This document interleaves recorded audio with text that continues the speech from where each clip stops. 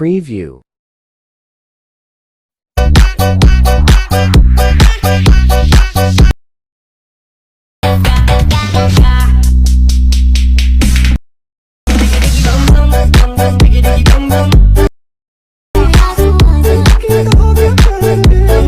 السلام علیکم ملګرو څنګه تاسو په سکرین باندې دا ویډیو کته ټیک ټاک باندې ډیره زیاته په ټرند باندې چلیږي او ډیره زیاته وایرل ده نو که تاسو هم دغه شانتي خپل د ټیک ټاک اکاونټ لپاره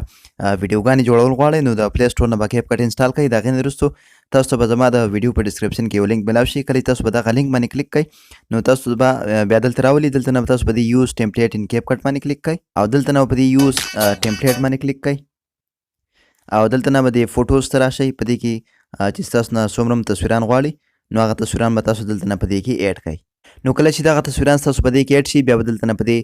نیکسټ باندې کلیک کړئ څنګه چې ملګرو تاسو په نیکسټ باندې کلیک کړئ نو دغه ویډیو به تاسو تیار شي نو دا بیا ځان سره سیو کوئ په ګلری کې بیا په دې ایکسپورټ باندې به کلیک کړئ او ایکسپورټ ویداوټ واټر مارک باندې به کلیک کړئ نو دغه ویډیو به تاسو په ګلری کې سیو شي نو ملګرو تاسو به د دې اواز څنګه چینج کوئ د هغې طریقه هم درته ښیم او ملګرو که زموږ دا ویډیو تاسو باندې لږه هم ښه ولګي نو پلیز لایک یې کړئ او خپل د ملګرو سره یې لازمي شیر کړئ دغه ویډیو تاسو ایکسپورټ شي بیا به دلته نه په دې ډن باندې کلیک کړئ او دلته نه بیا بیک راشئ بیا به دلته په دې نیو پروجیکټ باندې کلیک کړئ ویډیوز ته به راشئ دلته نه به هم دغه ویډیو راواخلئ کومه چې اوس موږ د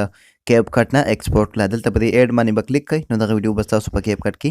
ایډ شي بیا به د ویډیو اخر سر ته راشئ دلته د کیپ کټ یو لوګو راځي په دې به کلیک کړئ دا به دلته نه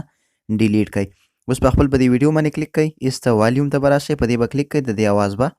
بند کړئ اوس په تاسو په دې کې اډیو څنګه ایډ کوئ اډیو ته به راشئ ایکسټریکټډ ته به راشئ او دلته د کومې ویډیو اډیو تاسو په دې کې ایډ کول غواړئ هغې باندې به کلیک کړئ او دلته امپورټ ساوند اونلی باندې به کلیک کړئ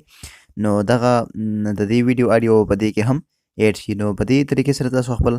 په دې ویډیو کې اډیو هم ایډ کولی شئ